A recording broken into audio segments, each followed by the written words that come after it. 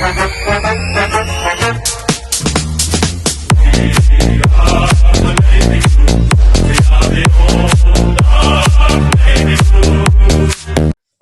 and welcome to another episode of Baggers Chat, where we will be reviewing the Mighty Hawks clash, boys. We got a bit close in the end. How are we feeling?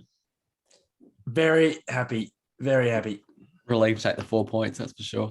3-0, baby. Let's go. Woo! Absolutely. Let's go. Finished 11 goals, 8, 74 plays, 11 goals, 7, 73, 1 solitary point. But 3-0 is 3-0, boys. So we're on 12 points. Are we third of that at the moment? Yeah, mate. Absolutely. All right. We'll get stuck into the injuries, get that out of the way first. Pato, do you want to run us through some of the injuries that are during the game and also leading up to the game, mate? Yeah. So during the week, obviously we lost because after our episode came out, we lost McGovern to a hamstring injury. That's a worry because he's actually been very good player since being rejuvenated back in the back line, but also sad, obviously due to the health and safety protocols. So that was expected for him to miss the game. And also in game, don't exactly know what the injury was. I think it was ankle, but I might be wrong. I heard it was back for him. I heard It was back. his back soreness, yeah. Oh, okay, because I thought it was something, because I thought something happened lower down on his legs, but maybe something else happened during the game. I don't know, but yeah. Did you hear about that Pitnet, about we're potentially in trouble with him coming off and he wasn't fully injured or something like that, and he came off and there's a bit of trouble or something sort of circulating with that? It could be looking at a fine for the club or something like that, I think. Really? Just remember what football club we support. You know, we're not the most loved football club. So if it was Geelong, they'd get paid or something. Yeah. So move on. I mean, True. Collingwood kind of did the same thing with Sidebottom on Friday night. But I mean, you know, And I'm pretty sure if we get fined, they should get fined. So yeah, and I'm pretty sure Geelong also did the same thing with Luke Dalhouse as well. Like I think he came on in the fourth quarter, and I don't know. I think who came off? I don't know who it was, but someone came off. And it was you're me, mate. Oh, the Ravaglia, mate. Oh yeah, so he came off. But just on that, do you think, what's your boy's opinion? I've heard it sort of circulating that if you get subbed off, you should automatically miss the next week. Like, I don't know about that. No. But you think that's the way they do it? Just, I guess the idea is to stop things like this happening or whatever. But yeah, but what happens? Practically, aren't they? Yeah, but what happens if it's like a hamstring injury and they can't really play the rest of the game, and then in 3 or 4 days they're fine to play and they are forced to miss the game? Like, I don't know. I think it's been pretty good just because not many clubs have done that. But yeah, I don't know. And let's be honest, Jack Martin didn't impact the game at all. No. So it doesn't really matter. Yeah, it doesn't matter. He almost took a great grab though. So Yeah, I was right there. I'm like, take it, Jackie. But he just dropped it. But also Charlie Curnow. Pedo would have taken it. But the pitch. But also Charlie Curnow rolled his ankle.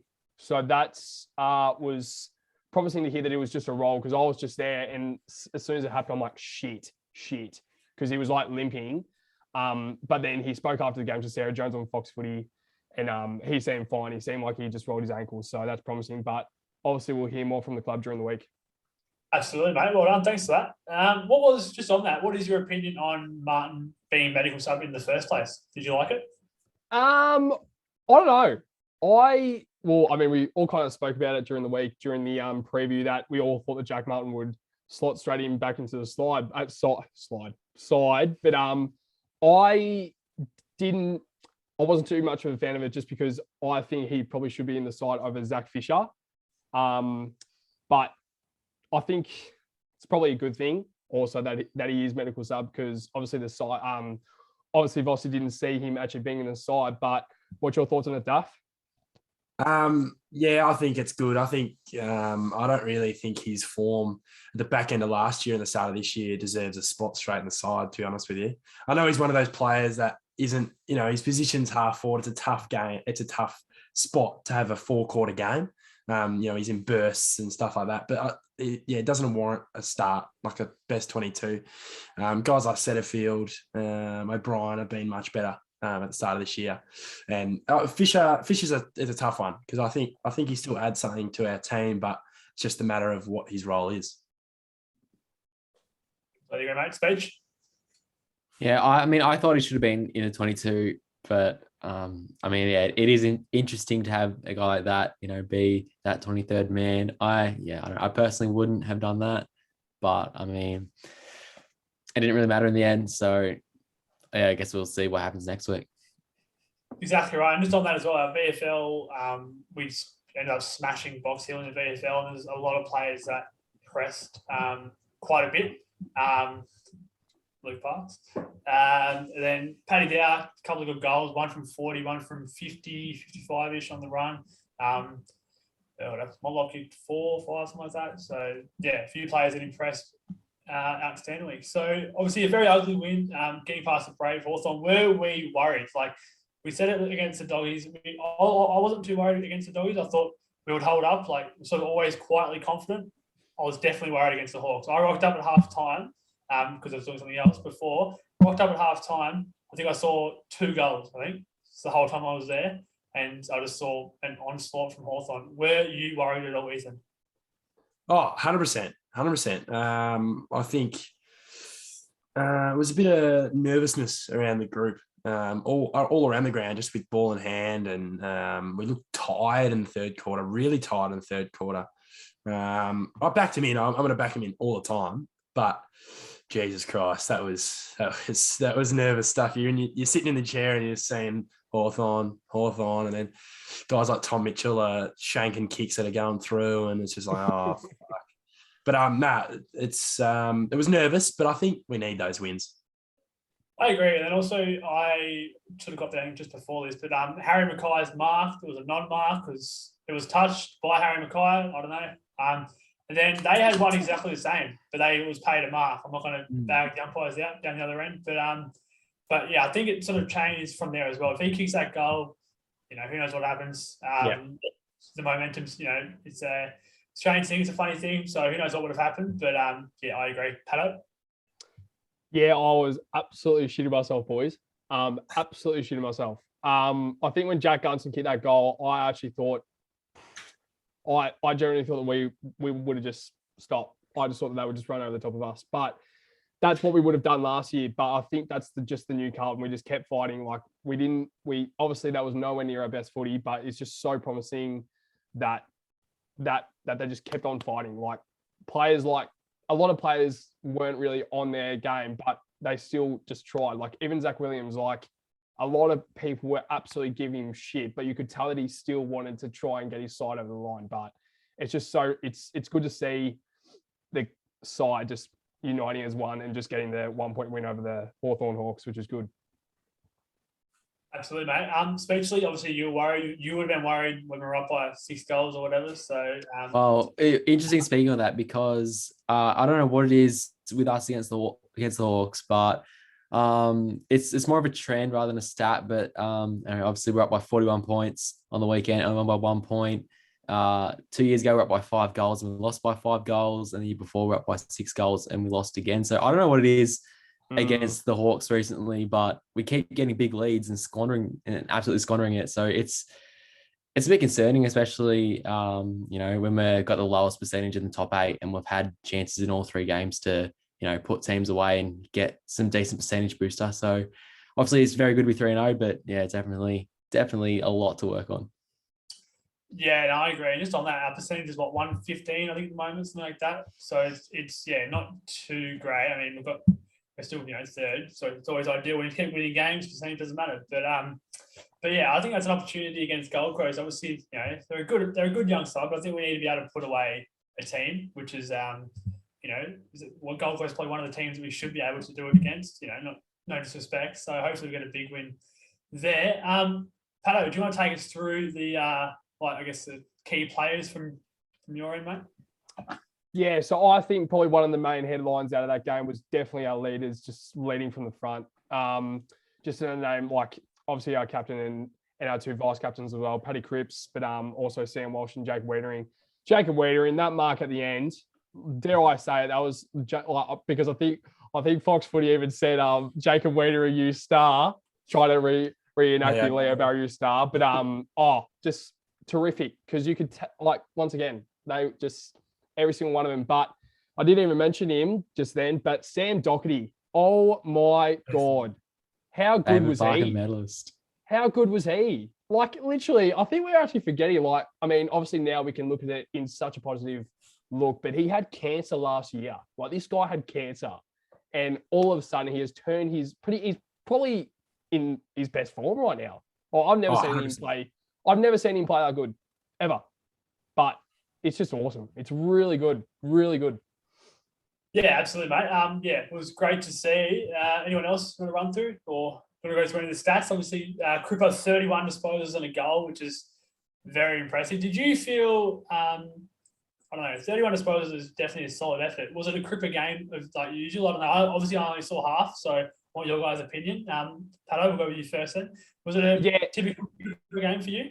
Yeah, I think it was. And probably like something that we didn't really mention there was 11 tackles. Like, that's a game high. Yeah. 11 tackles. Like, Huge. Paddy Crick, because I don't know if he's got many. I don't think he had many tackles last week, but 11 tackles, game high. Like, that just shows that yes, he had 31 disposals, 2 off their game high, but also 11 tackles is unbelievable from Paddy Crick. What was up with that handball? The play on where he had it 50. Yeah. I had some guys behind me going absolutely off. And I'm like, Seriously. You just didn't know it was there, obviously. I think the positive thing with that is I think he's cut that out of his game a little bit, quite a fair bit. Sorry, not a little bit, but yeah. What was he doing? What was he that like? We were in control. I think we would have probably got a few more goals up if he wasn't going to do that. Like, just get it in, I think, especially in that first quarter, you just see that our big tall forwards absolutely killing it, contested marks wise. But yeah, I think he was strong. I think he would have got votes. I think he would have got votes. 31, a goal, 11 tackles. That's a Bulls game, mate. Yeah, absolutely. Speechless. What was your thoughts on? I thought his first and last quarters were really good. I think he sort of faded out in terms of the impact in the second and third quarters. But I mean, you get that. I mean, he's played 8 massive quarters before this week, so I mean, you got to expect some sort of drop off at some point. But I think he's leading the coaches' votes at the moment through 3 rounds. Yeah. So I think that just shows how good he's been start season, which is really, really good. Absolutely. And another one I'll say impressed with, not surprised, because we all know he can do it. And I think it's becoming to the point where he's not just a much loved figure. He's actually a good player, like very underrated. We say it every week, but Silvani, 100%. 3 goals, 1 I believe. We'll go Colonel as well, 3 goals, and Harry 2 straight. Like we say, I don't know. We say he's underrated, but it's get to the point where this guy's actually like good. Like not like I wouldn't say elite, like he's actually a solid footballer that would be in the best 22 sort of any club. Would you agree with that, Heath? Oh, 100%. I think he's more underrated outside of the football club. I think inside the football club, the fans, I still think they probably should rate him more, but I think people are starting to understand he's actually a good footballer. He's not brought in because of his dad. He's actually fucking good at football. I think he's the perfect third forward with Harry and Charlie. And he does everything right. He does the small things that people don't want to do. And he kicks his goals, and that last one gives me goosebumps every time I watch it. Yeah, and I think just on that as well. Like I think he said after the game something along the lines of, obviously he's supported the club, I assume, his whole life, obviously with his dad and grandfather. So like I think he said something along the lines of, been pretty average, didn't say all that, but for 20 years. So he's happy that we're actually winning games now, which I think it means a lot more when you're actually a supporter and such a big supporter like him and his family obviously is. It just means so much more. You just want to try that extra bit harder. Pato? Absolutely spot on. Absolutely spot on. Just that you can, like the heart that he has for this football club, it's by far, I mean, it's not like any other players, it's not like other players don't care about the club, but you can just tell that he is there because he loves this football club. This club's his family. This club is his family. But literally about 2 years ago, I'm just like, don't know about Jack Silvagni. I don't know what his role will be. But as you said, Daff, he is the perfect third tall forward. Because this guy was playing ruck against Buddy North Melbourne. And then all of a sudden he's kicking 3 goals, 1 of the MCG. But it's really good to see. Also a quick point about Sauce. I think later in the game when we were holding on the last few minutes, he was pushed onto the wing and pushed onto the defensive side. So we can do that as well. Yeah. So it's really fantastic. Yeah. Especially.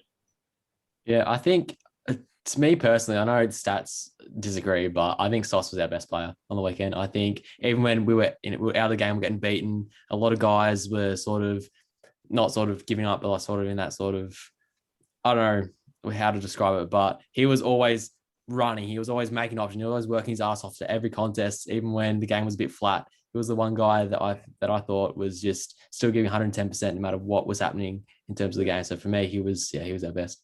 Yeah. Absolutely, mate. Another one I was impressed with, as I said, I only saw half of it. Thanks, Ed. Corey Durden this year, his season, the way he's come on, in my opinion, has been like he's another one along the lines of he just keeps trying and he just makes stuff sort of happen, I guess.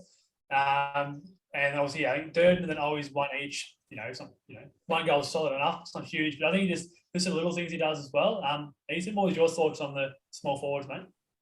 Yeah, so I think Durden was definitely the better of the two. I feel when he pushed up the ground, it's good to see when he gets the ball about 70 out. He lowers his eyes quite a bit and he hits his targets. He's a very good footballer. For a small forward, we always think about, the flashy goals and all that, but he's a really good around the ground player.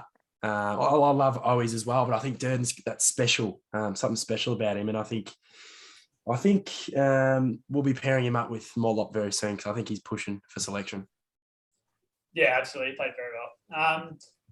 Just on that, playing around the ground. I think he was literally the last line of defence at one stage. Literally at full back or whatever at one stage. Literally the last person, I was right there. It was crazy to see.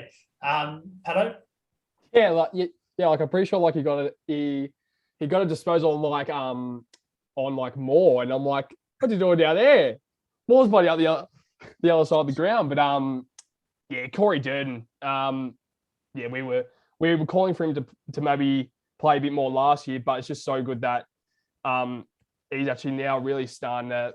This is why we drafted him. It's just really good to see. But Jesse Motlop. But this is this is a guy that I had this guy in my best 22, Josh fucking Honey. Josh Honey. Like I rate this guy so highly, but I just reckon, just the depth now, because 2 years ago we didn't have a small forward. We had Michael Gibbons as our best small forward, and like no disrespect to Michael Gibbons, great footballer, but he was a midfielder. But we kind of forced him to play as a small forward. But now we have like 4 or 5 guys, including Fisher and Jack Martin, that can play as that small forward role. But Jesse Motlop as well. So many players. Just on that as well, like on Gibbons, no disrespect, as you said, but I think it's good. Like we're like letting, it's happened a while ago now, but we're actually letting players like that go.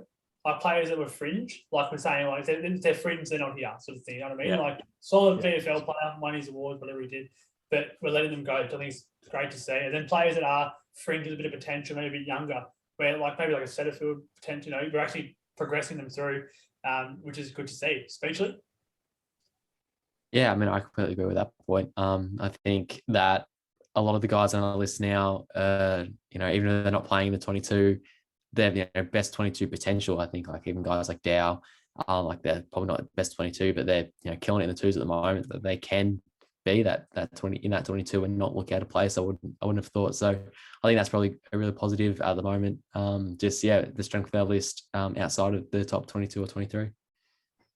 Yeah, absolutely. So just on the Dow as well, when I got to the game, to the VFL, I got there, 1 quarter to go by the time I got from the seniors. And honestly, Dow just reminded me of Speechley. He's so, no disrespect, he's actually so skinny. Like you don't understand when you look at him. Like I'm not a huge guy, but like I could probably tackle, like he's not big, which I don't know if there's an issue there or whatever, but like he's actually so small.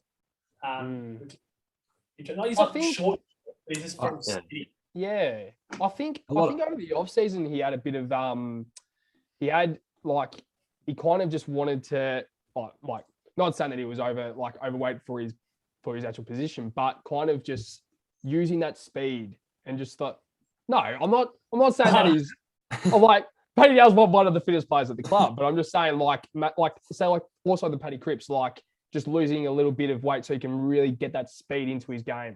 And I reckon that's what Paddy Dow has done, and I reckon that's what the club has also given him as well. Yeah, I agree with Cripps. I think that's kind of the best thing for him. With that, all right, we'll go to O'Brien and Setterfield, mate. We'll have to go to Pato, I think, just because it's his best mate. So run us through their games, mate. Yeah. There's just still some stuff with Lockie O'Brien, but no, I'm glad that now that the club is really, it seems like the club's starting to give him a little bit more opportunity on the wing, where he's probably played his best footy through like the NAB league and all that stuff, and when he got drafted. But Will Setterfield as well. I thought he was terrific. Just some of the things, like even just like the breaking tackles, just the beast of Will Setterfield. Like really good to see. Like 18 touches for both. 19 touches. Yeah, so 19 touches for O'Brien. I wrote 18 there, but it was actually 19. 18 touches for Setterfield. Selling him short here, mate. Sorry. You're selling him short. What's going on? Yeah, what's going on? I should put like 84 touches for LOB. But like also 4 tackles for Will Setterfield. It just looks really good. But also really high efficiency as well for both players, for also heaps of touches as well, which is good. Yeah, I think just on that as well. I think them sort of players like your Setterfields, your O'Brien, I sort of touched on it earlier. I think I say it most weeks. I just like the difference between, we'll go like the Richmond, premiership days of a champion team versus team of champions. They're not going to be champion players. We've got our Cripps, Walsh, Harry, Charlie as well. Like we've got champion leaders, champion players, but then just building around that, I think like they're solid. They're looking to be, they're improving each week, which is good to see.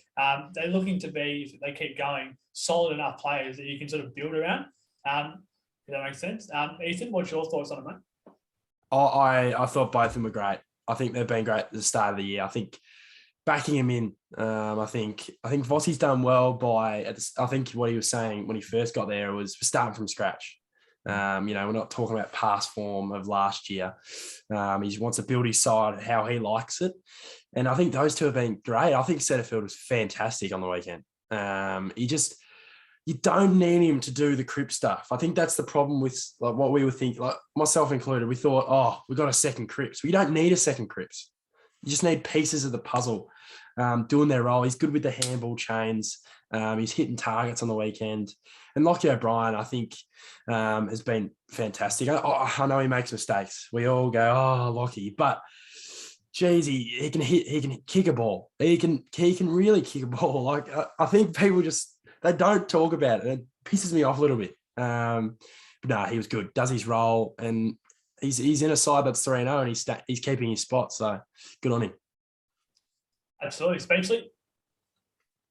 Yeah, I mean, as you said, like he's going to make mistakes. They're going to make you want to pull your hair out. But I think outside of obviously, when he does that, he was very good on the weekend. Satterfield as well was very good. I think them being able to lock down those 2 wing spots, which we've kind of struggled with the last few years, I think that's really probably one of the bigger positives. I think out of the weekend is us being able to lock down the two wingers. Because as I said, we haven't really been able to. We've really struggled in that regard the last few seasons. A quick thing, sorry, with mistakes wise, we always emphasise Lockie O'Brien's mistakes. But like people always emphasise Plowman's mistakes. Like exactly right. In the second half, and there was a lot of players making mistakes, critical mistakes. Bam choosing the wrong option a few times, Cripps playing on when there's a guy right there. But we'll talk about O'Brien. Yeah, Cripps could have killed our momentum. I love Cripper, but we just need to be equal with every player. You can't just favour certain players because of their status. Yeah, I guess it's true. I do agree with that, but also I think the ratio is probably off as well. I think Cripper does probably 20 good things to 1 bad thing. Lockie probably does 10 good things to 2 bad things. I don't know, you know what I mean? But I do see what you mean. I do completely agree with that. But all right, we'll go on to the debutants for obviously the club speech. So do you want to run us through Lewis Young and Boyd as well, mate? Both made their debuts. Lewis Young club debut, Jordan debut, Jordan Boyd his AFL debut. I thought Young was really good. He had Mitchell Lewis in his pocket the entire game, so we didn't have to worry about him, which was very exciting. Stat wise, not amazing other than 100% efficiency, but when you keep Mitchell Lewis away from the footy, stats don't matter. And Jordan Boyd, I thought he did okay. He was a little bit nervous early on, like his first kick, when he tried to kick it across the wing under no pressure and stuffed it. You get that first kick in AFL footy, but I thought he did his job. Nothing special. Obviously, he was coming in for Adam Sard, so big shoes to fill. But I didn't think he hurt us in being out there on the field at all. There you go. Just on that, look for a question on a question. But how much do we miss Sard, in your opinion, Speechless? I thought that just the X factor and the line breaking abilities that he has and running up to the middle of the ground we missed, because a lot of the times, especially in the second half, we'd have the ball in the middle of the ground and immediately go wide. Like we did. We just stopped going through the corridor after the first quarter. And I think if we had Sard, that probably wouldn't have happened. And I don't think Hawthorn really come back as much as they do. Yeah, I agree. Heath, what was your opinion on Lewis Young and Boyd, mate? And also, how much do we miss Sard as well? If you want to chuck an answer on that.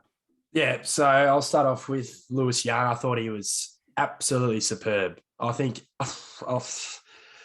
can we just praise the list management at the Carlton Football Club? Yeah. Seriously, what did we get him for?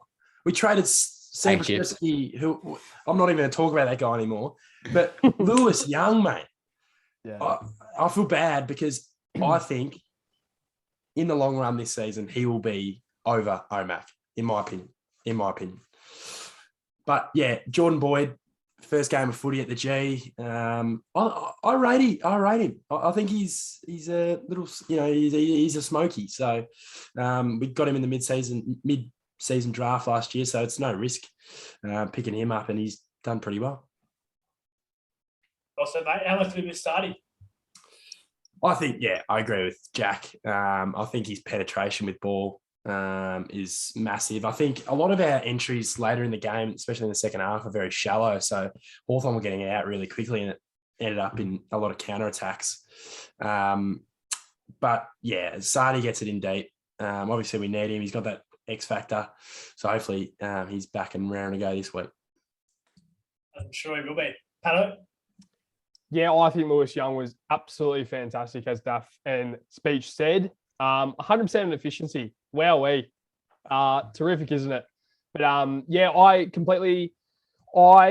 agree with Duff with him overtaking Omac. I was a bit like, oh, that's tough. Yeah, but I think like now I kind of think about it, I think that's actually spot on, because but also it's good because we rate Omac quite highly. But Jordan Boyd, thought he looked nervous, which is understandable because he's playing on the MCG in front of 65,000 people. But I think, unfortunately, he will probably get dropped for Sard, but I expect him to be seen a little bit more throughout the year. And Adam Sard, we did miss his pace. We did miss his zip. Hopefully he's back this week after he's recovered from COVID. Or I don't know if he got COVID, but I think, the protocols. Yeah, exactly right. All right, boys, that just about wraps it up. We've summarised best part of the game. Obviously, a very scrappy win, but it's a win we wouldn't usually get. Usually get them leads, and then it sort of goes the other way. But hold on. Just take the 4 points. Exactly right, mate. Thanks, Peter. Thanks for interrupting me, just to say that. Sorry. Obviously, move on to the Gold Coast. We'll do a preview of that in the next sort of 48 hours, I imagine, pretty soon. And hopefully we can get another win, and we'll be 4-0, boys. How's that sound? Unreal, mate. Nice. First time since 95, be nice. I reckon just very, very slowly we'll just start to move up on the sports bet odds to about $2.50 premiership favourites. We're paying $9. We're paying $9. Can you believe that? $9? Can you really believe? Like, seriously, in all my life, I know once or maybe twice. I don't count those years, but this is a proper football team, and we are coming. We are coming for the premiership. Whoa. Thank God I don't have AirPods in there, Pato. Well said, Heath. You might have to chuck a bet on that if you haven't already. So, but also gamble responsibly as well. Yeah, of course. All right, boys, this guy wraps it up. And Pato, do you think, mate? And as always, boys, go up the bag. Look at that. Up the baggers. It's not this guy. Up the baggers. The baggers.